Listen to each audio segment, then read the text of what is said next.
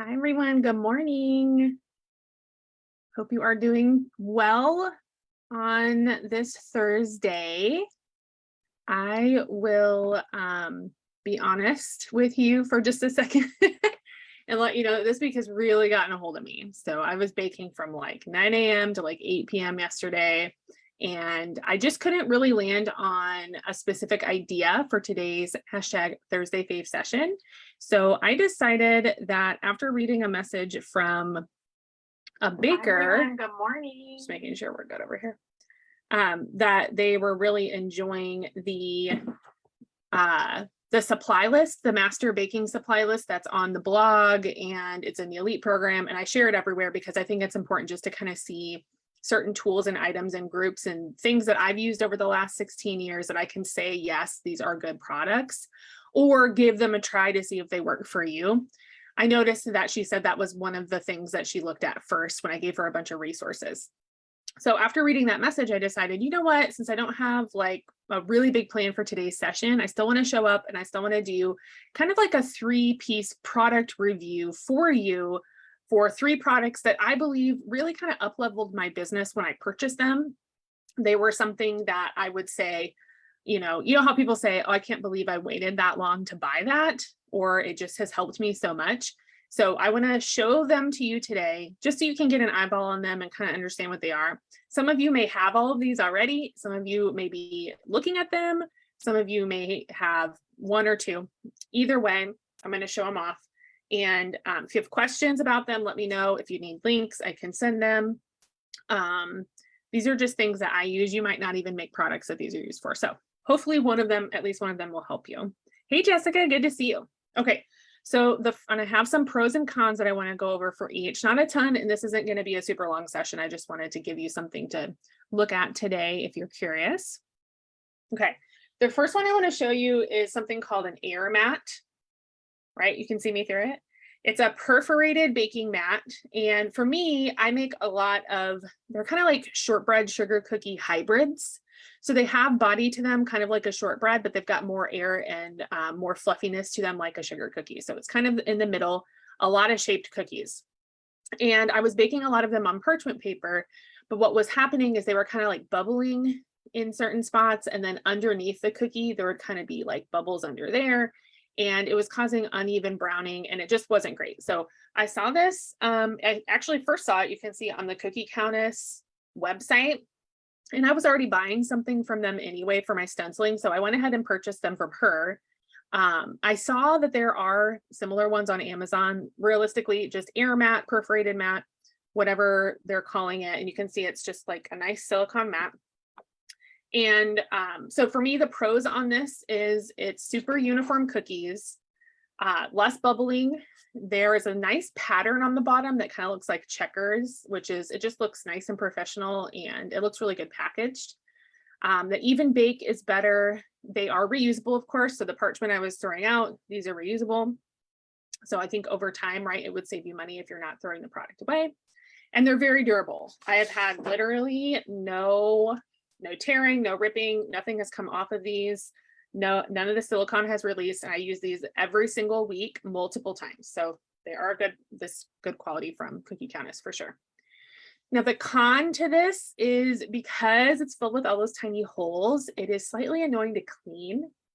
I have a process of cleaning it, and if you have these and you have a process to clean them, please comment and let me know, because right now it's not even like it takes a ton of time. I just don't like doing it. I just don't like doing it. I don't know, I avoid it. So if you have a little special thing that you want to share with me to help me not avoid that, then that would be helpful. And then the second con, which is pretty common, I just want to mention it in case you do decide to go with these, is that I would be careful on what you bake on it. Because like I said, most of the time I'm baking those very like gentle flavored cookies.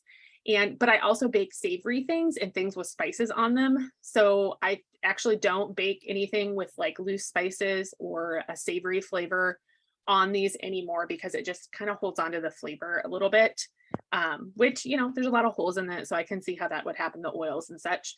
So I only use these for a specific reason now, but that's something to think about.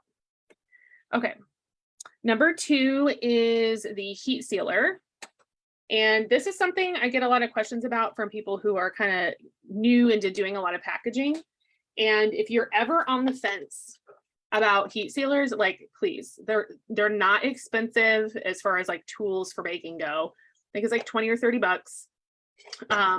I use this heat sealer like every day. I see that they send you an extra metal piece that goes in here to heat. I've never had an issue with mine. I've been using it for years and it's never gone bad on me, but I think it has on some people. So that's something to keep in mind. You might have to replace something on it. But honestly, impulse sealer, that's what you're looking for. This is the most common one that you're going to see. It's available on Amazon. It's just super easy to use. I love it. The pros are it allows you to seal all your products that have like a plastic lip or a plastic liner on the inside, like some craft bags that I use. It has a plastic liner to where you can heat seal the top. It just gives a really professional look. Super simple and easy and cheap, right? Just having it sealed like that gives people a little bit of like, yes, okay, they thought about sealing the bag. No one's opened the bag before I got it, that kind of stuff. So if there's ever a way that you can seal like this, I definitely would take that opportunity. It allows the product to stay fresh longer because it is an airtight seal versus like any other kind of seal, sticker seal or one of those little Ziplocs. This is airtight, so it's just going to be better overall. And you don't have to deal with those sticky edge bags anymore. I brought them like one time and then I hated it. So I never wanted to use it again because it was just collecting crumbs and grease and like little fibers and things. And I thought that was gross. So for me, this is just a better option. Now, the con to this specifically that I have noticed is that it doesn't like to be used like really quickly in succession. So sometimes when I'm packaging small things, I'll take a bag that's maybe like 9 inches long. I'll put a product in it and I'll heat seal a line and then I'll move up like a 1/2 inch and I'll heat seal another line right away. And that second seal doesn't seem to take as well. So it's almost like it doesn't want to be used right away. It needs to kind of reset, which is kind of annoying because I want to go quickly. So that's really the only con that I found with this is that I have to do it like a couple seconds of waiting in between those two seals so that I can seal the end and then cut them apart. And I'm only using one bag, but I'm bagging up 2 products, if that makes sense. So that's the only thing that I would say a con for this is. It's a little weird to store, but it's not terrible. And I just wrap the cord around and put it on a shelf. So it's pretty good. Okay. And then the last one that I want to show you today is a pocket projector. I also get a lot of questions about these. I don't know the best way to show this to you. So this is what it looks like. The Kodak brand. I actually have the box for you too, so you can see. So this is how big it is. It's very small. This is the box, and I have links for these if you want to see them. I know people ask a lot about the heat sealer and the projector and how to get more baking, even baking. So that's why I'm talking about these 3 today.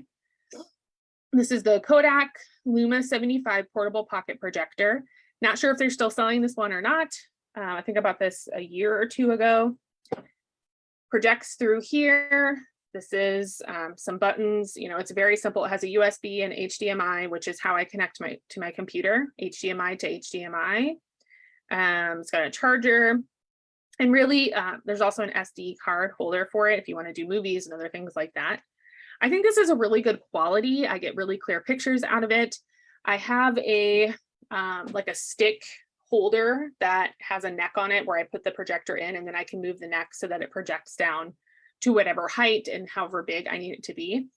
I personally use the computer. I know it's maybe more annoying and a lot of people would want to use their phone to project images, which you can, but you need to get a specialized cord that is not sold with this that connects the projector to your phone. And that is something you would have to order separately based on your phone.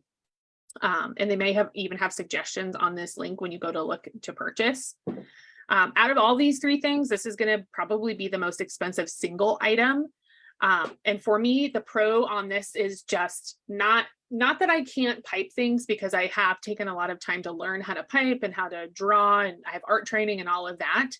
But I will say, if you're doing just a really intricate logo, if you're doing a lot of small images, a bunch of cookies with very particular shapes, specific lettering, things that you just have to nail like a bunch of times in a row, and everyone's going to be able to tell that they're not the same if you don't do it perfectly. This is just such, in my opinion, a better option to stenciling or drawing because it doesn't take very long. So definitely learn how to pipe normally to a pretty good degree, because what the con to this is I think that this can become a crutch. Literally just, you know, you're relying on this projector for everything, and then it breaks, and then you don't have it, and then you can't finish your project because you have literally no idea how to pipe anything without using a projector. So still practice without it, but having it on hand for those very specific things, I think, is a great idea. Other than that, you know, when you're the other con, which is just going to be with any projector, is the light is coming from the top and you're, you know, writing or drawing down here. But when you're doing that, your hand can get in the way of the light making a shadow. So just remember that whenever you're projecting, you're going to likely have a part of the image that you're going to have to kind of finagle around it or turn it so that your hand isn't shadowing over specific lines, if that makes sense. But that's going to be with any one of them. So definitely take a look at this particular brand. It's well made. It's got good reviews and such. So that's something to look at if you're looking at projectors. The brand on the heat sealer, I don't even think it really has. I don't know what the brand is actually. It doesn't even say, but this is a super popular one. Like tons of people have that one. And then the air mat was the ones I have are Cookie Countess. They're very good quality. And they have similar ones on Amazon or otherwise if you wanted to try something that wasn't this brand for some reason. But they had some size options on the site as well if you need different sizes. And I have 2 different sizes here because I have different pans. So definitely those. Okay, that's it today. Like I said, just more of a laid back Thursday fave session today, giving you a couple item reviews, a couple ideas on things that you could invest in yourself and invest in your business to make it easier on you. I will say that these products have saved me a ton of time. They have saved me money. And I feel like if they ever broke, I would immediately buy them again. So knowing that that's how important they are to me, and or I feel like that's how valuable they are, that's why I'm sharing those today, because I think it might help you too if you're kind of on the fence if you should do it or not, or if you didn't even realize that they existed. These things could definitely help out. Okay, all right, that's it today, and I hope you have a great Thursday. I need to do some clerical work, and I need to like pay attention to my house and clean that up a little bit because I was just baking all day yesterday. So I'm gonna head out and do that, and I'll be in the group if you want to chat. You can post whenever. You can send me an email if you need to, and we'll help you get your baking business up and running and set up the way you love. Okay, I'll see you later. Bye.